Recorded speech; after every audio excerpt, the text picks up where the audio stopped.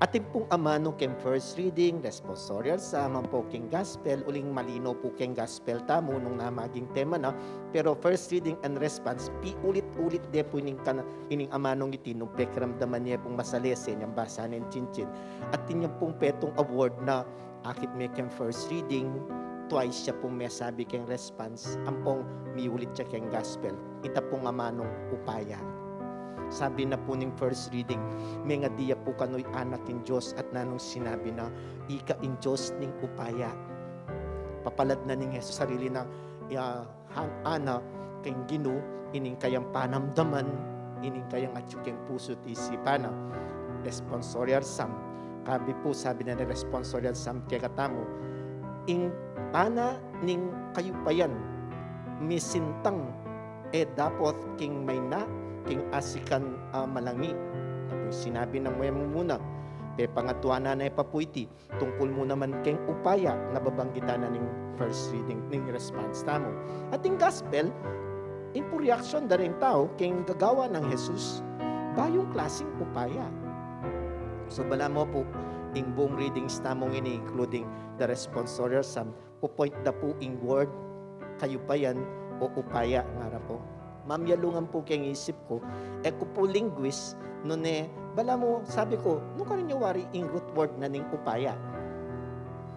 At di kayo pong makiramdam at makiabi kayong misa tamo, nanuying pinibatan na ning amanong upaya. Immune na po lingop kayong isip ko, kayo man po siguro, nanoy tamo mo nang lingop kayong isip ko, na peka word na malapit kayong upaya. Upa. Sabi na pong Charles, happy naman na po, upa yung peka malapit, uling potang pamututan tayapi naman, yung peka word na antin-dyan tamo is upa, upaya, naman pwedeng ya, nano yung ya, ala, pero nung lawen mepi naman, upa, so bala mo kay katamo, upaya is something that is higher, yung keka, nung baka kay meto nga bagi, upahan me, ngarapin pong sasabi. Nung lawen tayo po ita root word na nepo. Upa means para kay katamo, keka. Nune, bala mo pi pagkalubya keka. Sa bagay po potan lalawen tareng manungkulan tamo nang haus tamo karela. Rengat keng otoridad. Panano lang miras keng otoridad. Nung eta, laban naman binoto, naman miras ka rin. It is something that is being given to the person. Yara pong sasabi kay katamo, wari po, na atin niyang penibatan. Nga tamo. Yung upaya kay katamo is something na binira keka. Napin po sabihan niya, yung ating upaya keng makanyan. Kasi bala mo po, binita mo kayo. O, sabihan da kayong sarili tamo, may pagkalub kayo, na bala mo, yung manimuna, yung ganap para kaniti. Sa nung lamenta mo po, kining gospel tamo, sasabihan na, upaya na ning Ginoo na ikit ka ring aliwa. So, nung i-translate tayo po ito karining amanuang ko, something that has been given, binye, upa, hard, sabihan tamo po, may pagkalub, mangkeka, bala mo, may biyaya para keka. Nanuwari tangat kang Jesus na bala mo nung lawen tayo ng konseptong makanini, may biyak para kayo. Na akit tamo po kini may basa tamong ebanghelyo. Kanako po ing menunang reaksyon ko niyang basan kiti. Niyang manabi ang marok kay Espiritu. Ang number one authority na ning ginungakopin po.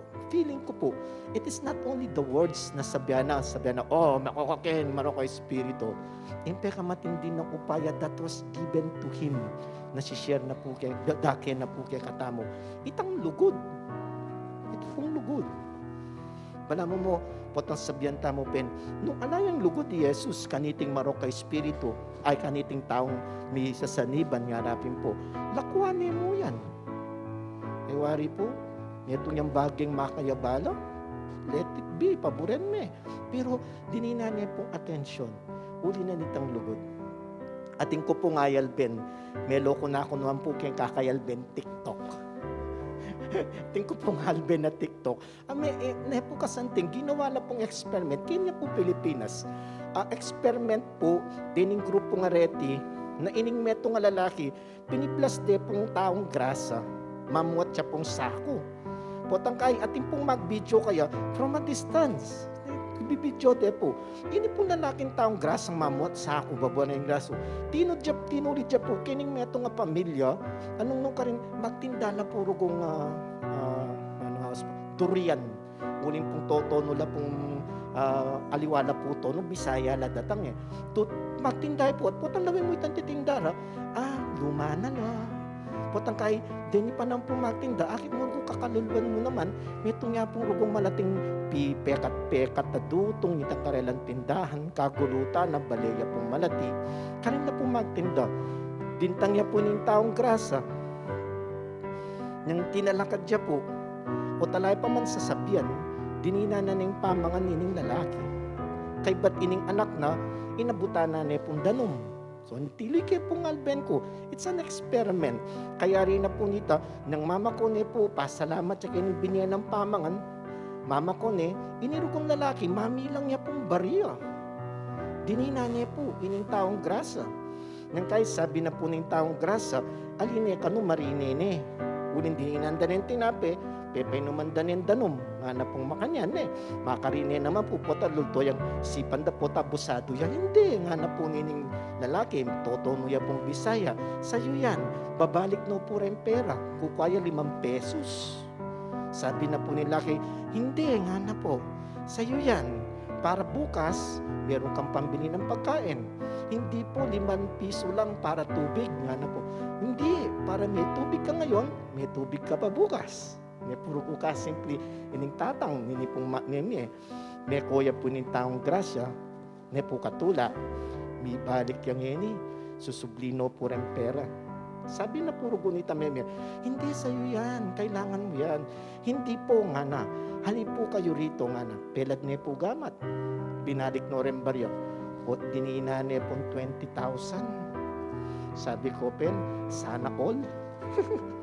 Dinina niya pong 20,000. At yung sinabi na, it is an experiment. Kay ana po nitang caption, kakaluluwa na rugo, pero kalugod na kanining taong ikit ng lupang grasa. At yung reaksyon na po nini po nga, mami ang komentary nga na po makayan, de po kano'y sipsipan, makanita yung maging reaction. Bakit po ninyo ginawa iyon nga na po? Kasi bawat nakikita ko yung taong katulad mo, para bang may tumatawag sa akin na gawa ko ng paraan. Magbigay ako. Nga na po. Dahil sa ginawa mo, ako po ang magbibigay sa iyo. That is love. Sabi natin po, that is our power. That is our authority. Param na ning gino kay katamo, upayang binyen na kay katamo, ngarapin po, at upayang ibiyat. It is not the power na agyo da kong kontrolan nga na po. Aliwa po ito. Nang kaya ngarapin po, itang upaya o authority nga kay katamo, it is how to make people panamdaman da po siguro in lugod, in lingap, at po itang meto nga bagyang asabi taking sarili tamo, atin lang ulaga. At iting people to na po ning gino king ebanghelyo. Andyang misasaniban ka, tao ka pamuring ating ulaga. Anyapin po, yakon itang makasira kayo. Uting upaya, ako pin po, meto nga bagay na ning minsan, ala ka man sinabi, pero o bakit, panamdaman da rin tao, ingke kang ganaka, panamdaman da rin tao, ingke kang kabanalan, ngarapin po, uling akakit da, kaya pangatao mo, nung pakanano mo, ditinan biye, ing upayang biniyanan ng Diyos, ting kapamilatan, ing pamaglugod.